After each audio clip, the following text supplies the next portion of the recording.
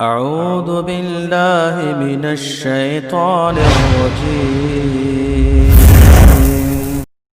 وعلیکم السلام ورحمۃ اللہ وبرکاتہ۔ بھائی کا سوال یہ ہے کہ وہ کسی سے انہوں نے سنا ہے کہ جب تک امام نماز پڑھانے کے بعد اپنی جگہ سے نہیں اٹھتا ہے مقتدیوں کو نہیں اٹھنا چاہیے، مقتدیوں کو امام کے اٹھنے کے بعد ہی اٹھنا چاہیے، تو کیا یہ ایسا صحیح ہے؟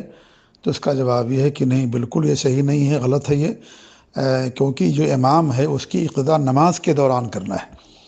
اللہ کے رسول صلی اللہ علیہ وسلم کی حدیث ہے، انما جعل الامام لیؤتم بہ، امام اس لیے بنایا گیا ہے کہ آپ اس کی اقتداء اور اس کی پیروی کریں، یعنی اس کے پیچھے پیچھے آپ چلیں۔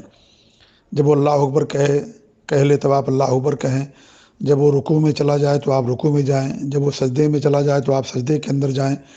تو اس طریقے سے اس کے پیچھے پیچھے چلنے کے لیے ہمیں کہا گیا ہے۔ تو یہ نماز کے دوران کا معاملہ ہے کہ جب تک وہ دوسرے عمل میں نہیں جائے گا ہم آگے اس کے نہیں جا سکتے، اس کے پیچھے پیچھے ہمیں رہنا ہے۔ تو یہ نماز کے مسئلے کے اندر ہے۔ نماز کی شروعات اللہ اکبر سے ہوتی ہے اور اس کا اختتام السلام علیکم ورحمۃ اللہ پر ہوتا ہے، لہذا جب امام نے سلام پھیر دیا تو اسی صورت میں اگر مقتدی کے لیے کوئی جلدی ہے یا اس طریقے سے کوئی اس کے لیے مسئلہ ہے، ایمرجنسی ہے، اس کو نکلنا ہے تو نکل سکتا ہے۔ امام نہ نکلا ہو، اپنی جگہ بیٹھا ہو تو بھی، اور اگر کوئی ایمرجنسی نہیں ہے تو بھی کوئی مسئلہ نہیں کہ امام سے پہلے اگر مقتدی نکلنا چاہتا ہے۔ امام مان لیجئے مغرب کی نماز پڑھنے کے لیے آیا، اس امام کا گھر دور ہے، وہ کہتا ہے کہ عشاء پڑھا کر کے میں جاؤں گا، تو اب اس کا مطلب یہ تو نہیں ہوا کہ وہیں بیٹھا ہوا ہے تو سارے مقتدی وہیں بیٹھے رہیں، ایسا نہیں ہے۔ اور ایسا بھی نہیں کہ امام اٹھ گیا تو سب کے لیے اٹھنا ضروری ہے۔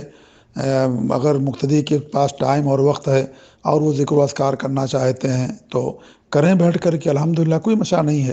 تو یہ جو بات آپ سے کسی نے بتائی ہے ان کی بات قطعاً صحیح نہیں ہے، ان کی بات غلط ہے۔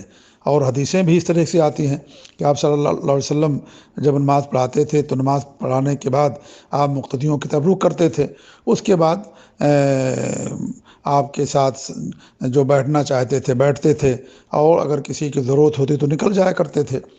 جیسے کہ صحیح بخاری مسلم کی روایت ہے کہ ایک مرتبہ آپ نے نماز پڑھائی تو نماز پڑھانے 2 رکعت پر آپ نے سلام پھیر دیا، ظہر کی نماز یا عصر کی نماز تھی، تو پھر آپ کو بتایا گیا، ذوالدین نامی ایک صحابی تھے جن کے دونوں ہاتھ لمبے تھے، تو ہمارے جو ہے یا چھوٹے تھے، دونوں طرح کی باتیں کہی گئی ہیں، تو انہوں نے یاد دلایا کہ اللہ کے رسول صلی اللہ علیہ وسلم آپ نے نماز یا تو کم کر دی ہے، مختصر ہو گیا تو آپ بھول گئے ہیں، تو انہوں نے کہا کہ نہیں، نماز نہیں مختصر کی گئی ہے۔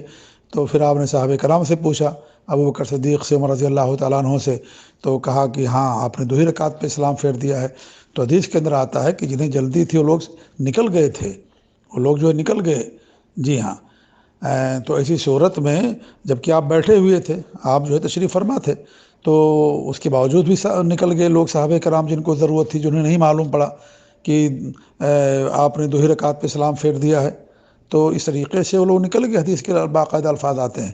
تو مطلب کہنے کا یہ ہے کہ امام کی پیروی اور اس کی اقتداء نماز کے دوران ہے، نماز کے بعد نہیں ہے۔ سلام پھیرنے سے انسان نماز سے نکل جاتا ہے تو انسان کے اختیار میں ہے، اگر وہ بیٹھے اور ساری دعائیں پڑھے تو الحمدللہ اچھی بات ہے، سنت پڑھے اس کے بعد مسجد سے نکلے، یا سنت آ کر کے گھر میں پڑھے، زیادہ بہتر ہے گھر میں سنت پڑھنا، لیکن سلام پھیرنے کے بعد جو اذکار ہیں ان کو بیٹھ کر کے پڑھے، اور اگر مسجد ہی میں سنت پڑھنا چاہتا ہے تو وہاں بھی پڑھ سکتا ہے، کوئی حرج کی بات نہیں ہے، اور اگر وہ کسی کام کے لیے نکلنا چاہتا ہے تو نکل سکتا ہے۔ تو یہ جو بات بتائی گئی ہے بالکل صحیح بات نہیں ہے۔